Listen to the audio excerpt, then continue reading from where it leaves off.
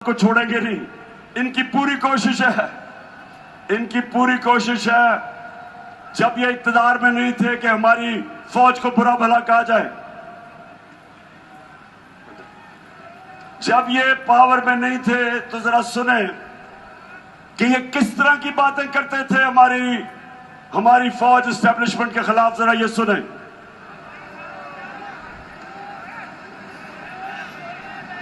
Change तो जिनकी वजह से होता है, जिनकी मदद से होता है, हम उनकी मदद नहीं लेना चाहते और हम चाहते हैं कि अगली हुकूमत का फैसला पाकिस्तान की आवाम करे। किसी के अदम एतमाद सौदे के बगैर मुमकिन नहीं होती। यहाँ पर अदम एतमाद का जो निज़ाम है इस्टेब्लिश के बगैर मुमकिन नहीं है। कोई डील करके इक़्तिदार नहीं चाहते। पाकिस्तान में तहरीक अदम एतमाद उस सूरत में अमूमन कामयाब होती है जब इस्टेब्लिशमेंट आपकी पुष्ट पे हो। इस्टेब्लिशमेंट करती है, वो डील का नतीजा हुआ है। जब भी अदम एतमाद से होते हैं तो यकीनन डील करती है। इस्टेब्लिशमेंट के बगैर अदम एतमाद की तहरीक को कामयाब नहीं किया जा सकता, क्योंकि इस्टेब्लिशमेंट भी एक तीसरी कुव्वत के तौर पे या चौथी कुव्वत के तौर पे पार्लियामेंट में यानी बकलम खुद जो है मौजूद है। तो इसका मतलब कि जब ये इक़्तिदार में नहीं होते, ये बुरा भला कहते हैं कि सारी बुराई इस्टेब्लिशमेंट की वजह से, और जब हुकूमत में आते हैं तो सारा वक्त कोशिश ये होती है कि दूसरों को केसेस करो, सहाफियों को अटैक करो, किसी ना किसी तरह हम सबको गंदा करो और हमें गद्दार कहो। गद्दार वो हैं जो इस मुल्क का पैसा चोरी करके मुल्क के बाहर ऑफशोर अकाउंट्स महलात खरीदते हैं। गद्दार वो नहीं है जो सारी कमाई बाहर करे, सब कुछ बेच के अपने मुल्क में रहे। जरा अब मैं आपको एक स्किट दिखाना चाहता हूं।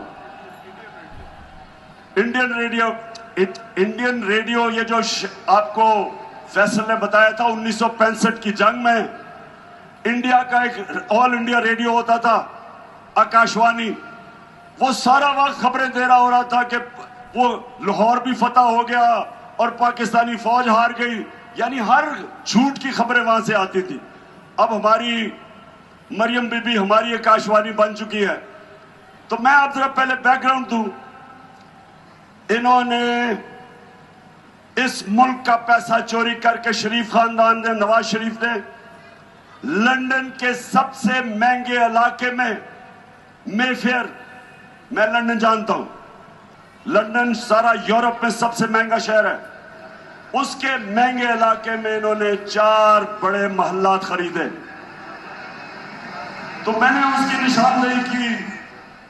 मैंने जब कहा कि देखें ये आपके पास किधर से पैसा आया है 4 महल खरीदने के, तो जब मैंने ये पूछा तो सबसे पहले शहबाज शरीफ के, अच्छा ये सुने, ये 2012 की है, सुनाए।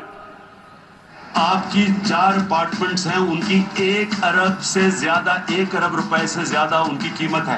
अब 4.5 अरब तक पहुंच गई है उनकी कीमत। अपने अपनी जो टैक्स में टोटल आमदनी बताई है 94 में 1.5 लाख रुपए है। मुझे ये बताएं कि आपने अरबों रुपए की है कि जिन अरबों रुपए। अच्छा अब ये आए हैं जनाब शहबाज शरीफ के बेटे जो भी मफरूर हैं, सलमान शहबाज। ये क्या कहता है, ये जरा सुने। 2012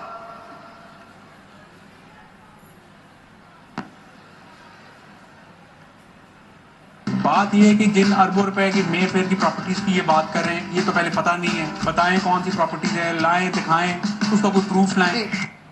सुन लिया कहते किधर है। अच्छा अब रेडियो आकाशवाणी पाकिस्तान, जरा अब इनको सुने।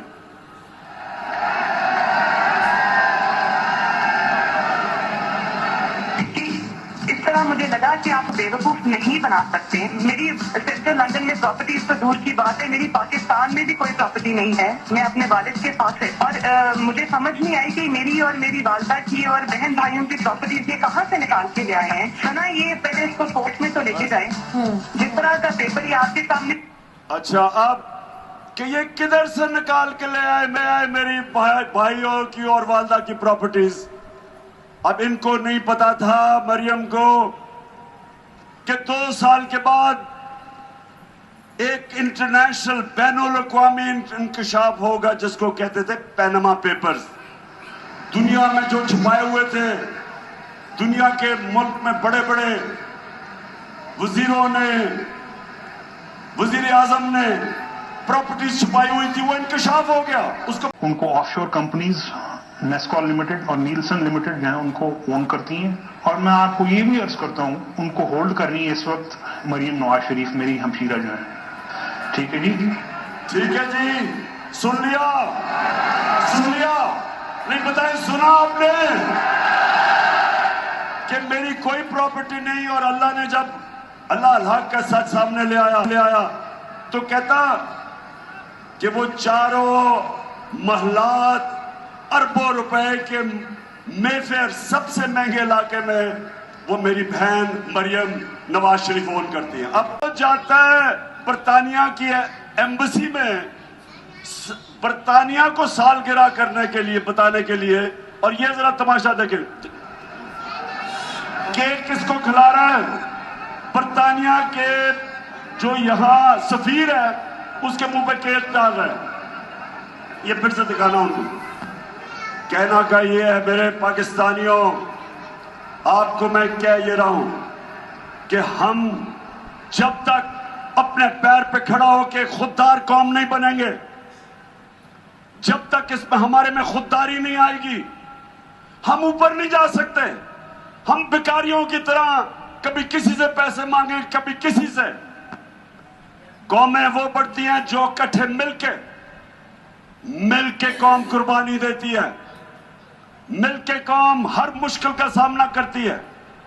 जब 2010 में फ्लड आए और या मुल्तान के पास मैं खुद आया, या मुजफ्फरगढ़ डूबा हुआ था, जिधर भी दुनिया में पाकिस्तानी थे सबने मिलके पैसा चलाया, सबने पैसा इकट्ठा किया। किसी इमदाद के बगैर हमारी कौम इतने बड़े सानिया से निकल गई। अमेरिका जो है अगर जो है वो चाहे तो इस वक्त पाकिस्तान के लिए इतनी माशी जो है डिफिकल्टीज क्रिएट कर सकता है कि मैं समझता हूं कि हो सकता है हम जो हमारा ऑयल बिल जो है अदा करने के लिए हमारे पास पैसे ना रहे। ऑलरेडी जो माशी हालात जो है हमारे इंतहाई मखदूश हैं। ये सारे वेंटिलेटर जो है ना, ये लगे हुए हैं अमेरिका की मर्जी से लगे हुए हैं। अमेरिका चाहे तो ये सारे के सारे जो हमें जो इस वक्त ड्रिप्स लगी हुई हैं या वेंटिलेटर लगे हुए हैं, सारे के सारे ऑफ हो जाते हैं। यानी कि हम जिंदा ही सिर्फ अमेरिका की वजह से हैं। तो जरा मुल्तान के लोगों, क्या हम अमेरिका की वजह से जिंदा है या ऊपर मेरा रब है? सो मैं ये आपको इसलिए बता रहा हूं कि इसलिए इनको लेके आए हैं। ये हमें इस मुल्क के ऊपर जो बिठाया हुआ है, ये उनके नौकर हैं।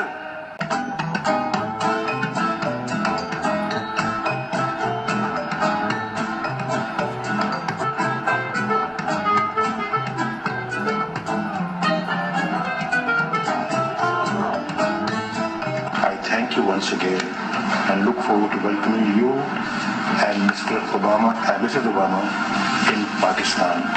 And Kimaya and Dad is waiting. अच्छा ये जरा, अच्छा अब ये देखें कि हमारा वजीर आजम अमेरिका के एयरपोर्ट पे उससे क्या हो रहा है, ये जरा देखें। नहीं